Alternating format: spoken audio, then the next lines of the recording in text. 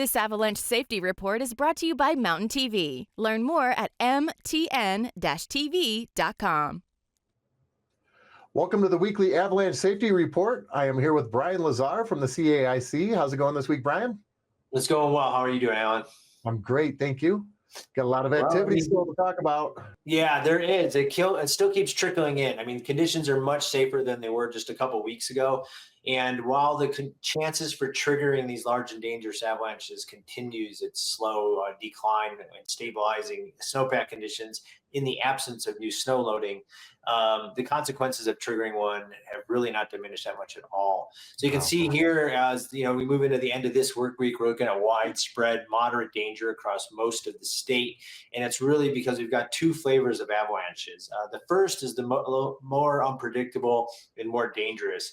And the common theme here is the slopes that are the most dangerous are those that have received the most wind drifting snow from our recent westerly winds. And so again, this image here just shows a steep convex roll that's been wind loaded, and you can see that it's a fairly thin snowpack cover with lots of localized shallow spots and rocky areas. And these are the kinds of avalanches that are, the types of terrain features that are producing these worrisome avalanches. Here's what this avalanche looks like from the ridge top. And you can see the consequences really have not diminished much. If you got taken on a ride down this slope, there's a lot of obstacles to hit, and you can imagine just how dangerous this would be. Another example from earlier in the week comes from Berthoud Pass. You can see this snowboarder dropping into a steep convex roll. He takes a little digger there and falls down, and that is enough to trigger this slope and take this snowboarder for a ride.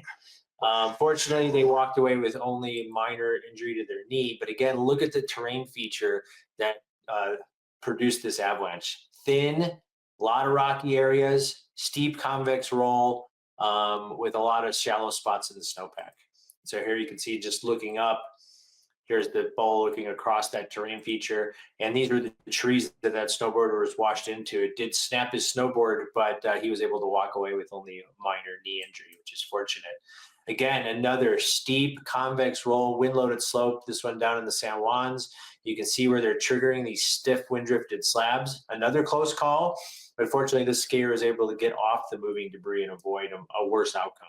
And then this was a natural avalanche that just took place a day or two ago right outside of Telluride.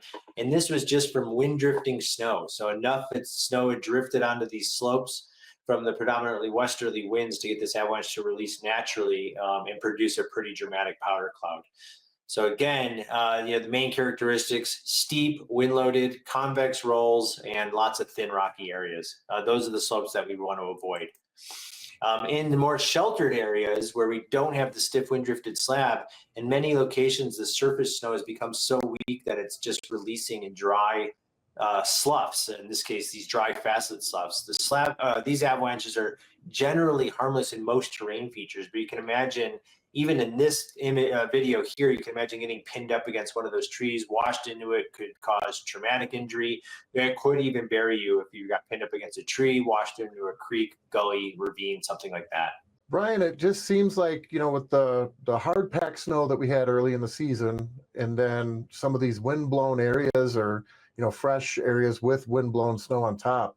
Are we seeing more avalanche activity this season versus years past?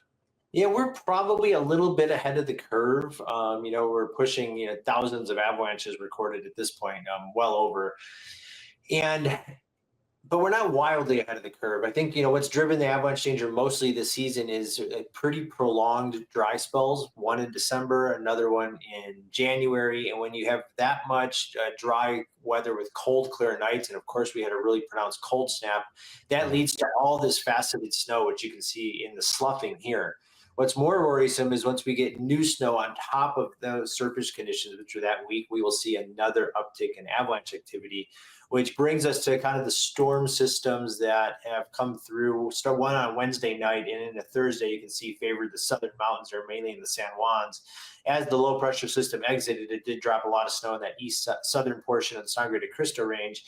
And then we've got another system moving through as we move into the weekend, which looks to clip the northern mountains. And you can see we could see a foot of snow in the Park Range north of Steamboat, and maybe even into the Flat Top Mountains.